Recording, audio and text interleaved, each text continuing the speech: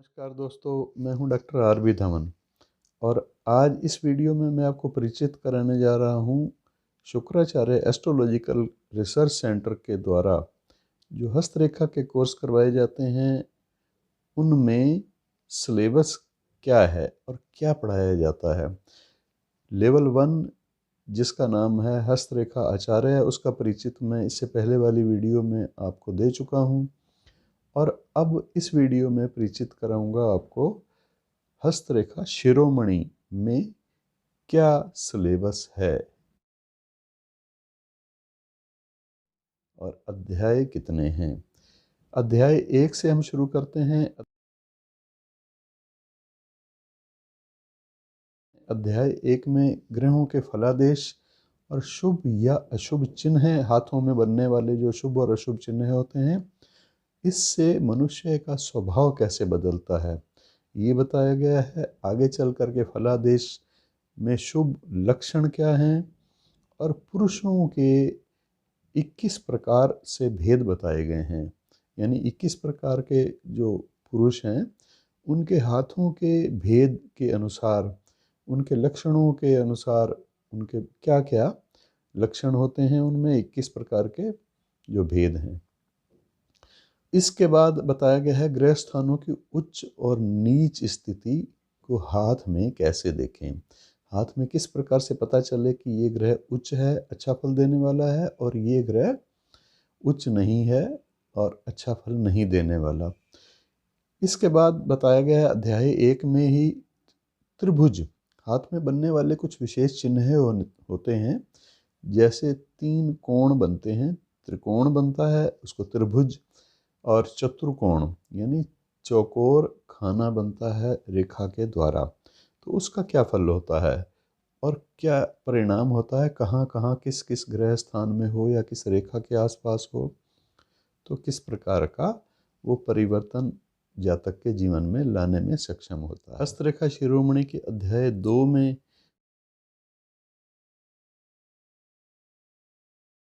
बताया गया है सबसे पहले कि हस्तरेखाओं के जो वर्ण यानी रंग हैं और उनका जो स्वरूप है वो कितने प्रकार का भेद है और उसको देखने के नियम क्या हैं। इसके बाद आ जाता है हस्तरेखा के ज्ञान के लिए आध्यात्मिक दृष्टि क्यों आवश्यक। अध्याय 2 में आगे बताया गया है कि हस्तरेखा का ज्ञान प्राप्त करने के लिए आध्यात्मिक दृष्टि क्यों आवश्यक है, क्यों जरूरी है। इसके बाद मस्तक रेखा का ज्ञान बताया गया है किस प्रकार से होगा। मस्तक रेखा या ज्ञान रेखा, उसको कैसे पहचानें। हस्तरेखाओं का तुलनात्मक अध्ययन या विचार कैसे करें। मस्तक रेखा के भेद क्या हैं और क्या है इनके फल। निम्ना रेखा का वर्णन जो कि मस्तक रेखा से ही संबंधित है। ऊपर जाने वाली रेखाओं के क्या फल हैं और कैसे पता लगे कि वो रेखा ऊपर जा रही है, और मस्तक रेखा का विशेष रूप से ऊपर जाना क्या बताता है, क्या सूचित करता है। आयु रेखा का संपूर्ण ज्ञान बताया गया है इसमें। सहायक रेखा आयु रेखा के जो साथ साथ चलती है, मंगल रेखा, वो हो तो आयु रेखा में क्या परिवर्तन आते हैं, उसको कितनी मदद करती है मंगल रेखा, और ना हो तो क्या होगा। अवरोध रेखाएं कहाँ कहाँ होती हैं और किस प्रकार का फल देती हैं। आगे बताया गया है आरोग्य रेखा का विचार। आरोग्य यानी स्वास्थ्य रेखा जिसको कहते हैं। हमारा स्वास्थ्य कब कब प्रभावित होगा किसी दूसरे ग्रहों के प्रभाव के कारण, और कौन कौन सी बीमारियां होने के संकेत हाथों के द्वारा हमें प्राप्त हो रहे हैं। हृदय रेखा के 16 भेद क्या हैं। 16 प्रकार की हृदय रेखा बताई गई है और उसके रहस्य बताए गए हैं। हृदय रेखा का वर्णन आगे आ जाता है। हृदय रेखा के भेद कितने हैं और क्या क्या उनके फल, रिजल्ट क्या होते हैं। विवाह रेखा की पहचान और विवाह कब होगा, कितने होंगे, और या विवाह में दुख और सुख अगर हैं तो उनकी पहचान कैसे करें। संतान रेखा, संतान कितनी होंगी, कैसी होंगी, और विलंब योग तो नहीं है, या किस प्रकार से संतान से हम लाभान्वित होंगे अपने जीवन में। मणिबंध में जो स्थित रेखाएं होती हैं उनके क्या फल हैं, और मणिबंध पर चिन्ह अगर हैं तो उन चिन्हों का क्या मतलब है। अब आगे आ जाता है अध्याय 3। अध्याय 3 में विवाह रेखा का विस्तार पूर्वक विचार किया गया है। ये बड़ा महत्वपूर्ण विषय है और इसीलिए विवाह रेखा का विचार विस्तार से किया गया है। विवाह में संपन्नता होगी या विवाह के बाद परेशानियां ज़्यादा खड़ी तो नहीं होंगी, ये भी इसका निर्णय कैसे करें। इसके बाद प्रभाविक रेखाएं जो प्रभाव डालती हैं दूसरे जो सुख और दुख हैं जीवन के, विशेष रेखाएं और विशेष चिन्हों का विवाह पर क्या प्रभाव पड़ता है, विवाह स्थान जहाँ विवाह रेखा होती है उस पर क्या प्रभाव पड़ता है। इसके बाद आ जाता है अध्याय 4। इसमें मस्तक रेखा का जो विस्तार पूर्वक वर्णन किया गया है। मस्तक रेखा के बारे में कितने उसके भेद हैं, क्या क्या उसके फल हैं, और ज्ञान रेखा, मस्तक रेखा को ज्ञान रेखा भी कहते हैं, प्राचीन शास्त्रों के अनुसार हस्तरेखा शास्त्र में कहा गया है। इसको कैसे जाने, ज्ञान रेखा कैसे है और मस्तक रेखा वो कैसे कहलाती है।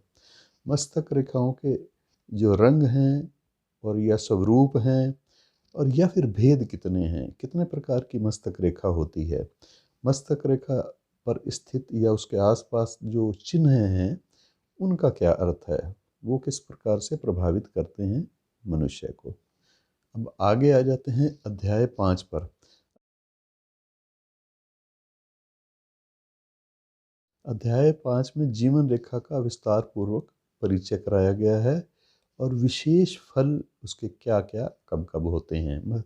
शासक रेखा और उसका फल बताया गया है यहाँ पर, और सहायक रेखा जो मंगल रेखा होती है जीवन रेखा के साथ साथ चलती है, वो क्या प्रभाव डालती है जीवन रेखा पर। अवरोध रेखा का क्या फल है अगर वो कोई अवरोध रेखा वहाँ बन रही है तो।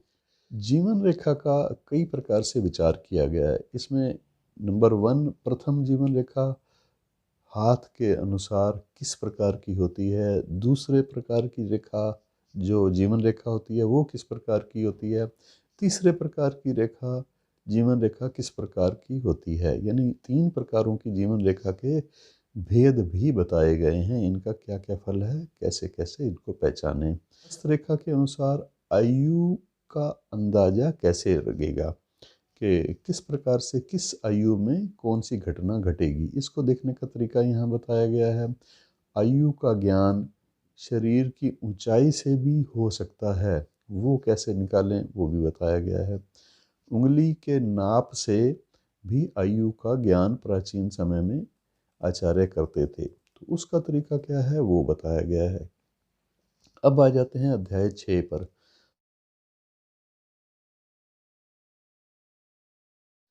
आरोग्य रेखा का वर्णन है, यानी जिसको स्वास्थ्य रेखा कहते हैं, इसका विस्तार पूर्वक वर्णन है।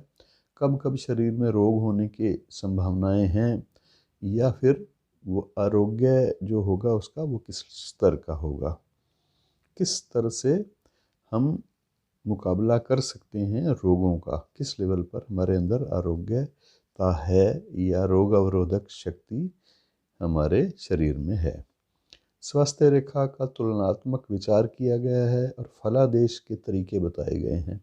स्वास्थ्य रेखा का विशेष फल बताया गया है इस अध्याय 6 में। स्वास्थ्य रेखा पर चिन्ह कैसे प्रभावित करते हैं और कौन कौन से चिन्ह होते हैं और कहाँ कहाँ किस किस प्रकार से वो इस रेखा को प्रभावित करते हैं। आगे आ जाते हैं अध्याय 7 पर। हस्तरेखा शिरोमणि में अध्याय 7 में बताया गया है आयु रेखा और हृदय रेखा का दोनों का तुलनात्मक अध्ययन किया गया है यहाँ पर, और विचार किया गया है हृदय रेखा का। हृदय रेखा कैसे प्रभावित करती है आयु रेखा को और आयु रेखा कैसे प्रभावित करती है हृदय रेखा को। उसके बाद हृदय रेखा के 16 भेद बताए गए हैं। 16 प्रकार की हृदय रेखा बताई है यहाँ पर शास्त्रकारों ने, और 16 प्रकार कैसे बनते हैं और उनको पहचान कैसे होगी और उनके रहस्य क्या हैं। हृदय रेखा का परिचय और फलादेश विस्तार पूर्वक बताया गया है। इसके बाद भारतीय पद्धति के अनुसार मातृ रेखा और पितृ रेखा और आयु रेखा, ये किन किन रेखाओं को कहते हैं और किस प्रकार के वो फल देती हैं। इसके बाद हृदय रेखा के भी दो प्रकार का वर्णन किया गया है। एक प्रकार जो हाथ में होता है हृदय रेखा का, उस पर क्या क्या चिन्ह हो सकते हैं, उसका प्रभाव क्या होगा, ये उदाहरण दिए गए हैं। द्वितीय प्रकार का जो हृदय रेखा है वो किस प्रकार से चिन्हों से युक्त हो, तो वो कैसे प्रभावित करती है उस जातक को, उस मनुष्य को। आगे अध्याय 8 पर आ जाते हैं।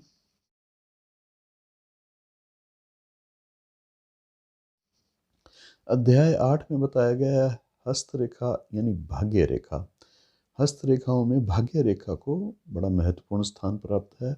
भाग्य रेखा यानी उधर्व रेखा, ऊपर जाने वाली ये भाग्य रेखा होती है और इसको इंदिरा रेखा भी कहते हैं। इसका विस्तार पूर्वक वर्णन किया गया है। वो छोटी है, बड़ी है या ज़्यादा गहरी है, कम गहरी है, तो उसका क्या फल होंगे, विस्तार पूर्वक इसका वर्णन किया गया है। भाग्य रेखा का महत्व क्या है, उद्गम कहाँ से हो रहा है उसका, कहाँ से वो आरंभ हो रही है, और भाग्य रेखा का फलादेश इस प्रकार से कैसा होगा, कौन सी आयु में उसका भाग्य उदय होने वाला है, ये देखने का तरीका भी यहाँ पर बताया गया है। हस्तरेखा के अनुसार भाग्य रेखा भी कई प्रकार बताए गए हैं। जैसे प्रथम प्रकार की भाग्य रेखा का विचार किया गया है, उस पर चिन्ह कौन कौन से हैं, कैसे प्रभावित करते हैं। द्वितीय प्रकार की जो उदाहरण है भाग्य रेखा का, उस पर चिन्ह कैसे कैसे हों तो कैसे प्रभावित करते हैं। तीसरे प्रकार की भाग्य रेखा पर चिन्ह कैसे कैसे हों और कैसे प्रभावित करते हैं। इसके बाद आ जाता है अध्याय 9। अध्याय 9 में पर्वतों का विचार किया गया है। ग्रहों के जो पर्वत हैं बड़े महत्वपूर्ण होते हैं हाथ में। कौन सा पर्वत एक दूसरे की तरफ झुक रहा है और क्या प्रभाव डाल रहा है। और हस्तरेखा, इसके बाद अध्याय 9 में ही ग्रहों की ऊपर जो रेखाएं होती हैं, ग्रह स्थानों के ऊपर जो रेखाएं होती हैं और चिन्ह जो होते हैं और पर्वत जो बनते हैं, या कई प्रकार के जो चिन्ह बनते हैं हाथ में, रेखाओं को और पर्वतों को मिला करके इससे बनने वाले 102 योगों का वर्णन किया गया है। जैसे ज्योतिष में योग होते हैं, मालव्य योग, हंस योग या काल सर्प योग, अन्य अन्य कई प्रकार के जो योग जिस प्रकार से बनते हैं और उनका क्या क्या प्रभाव होता है, ऐसे ही हस्तरेखा में योग कैसे बनते हैं और उन योगों का फल कैसे हम जानें।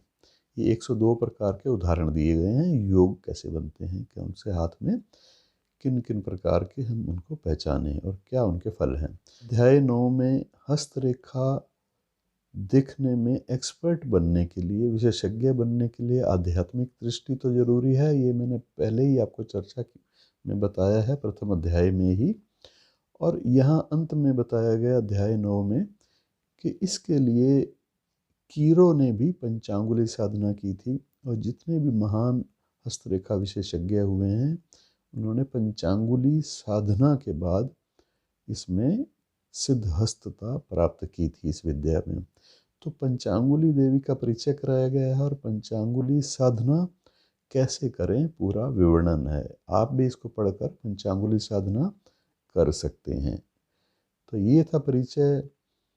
शुक्राचार्य एस्ट्रोलॉजिकल रिसर्च सेंटर के द्वारा जो हस्तरेखा के कोर्स करवाए जाते हैं, उसमें आज मैंने बताया सिलेबस हस्तरेखा शिरोमणि का, जो लेवल 2 है, और इसको भी आप 6 महीने में कंप्लीट कर सकते हैं। जैसे पहला जो लेवल है वो है हस्तरेखा आचार्य, उसको भी आप 6 महीने में कंप्लीट करने के बाद लेवल 2 में प्रवेश ले सकते हैं। नमस्कार।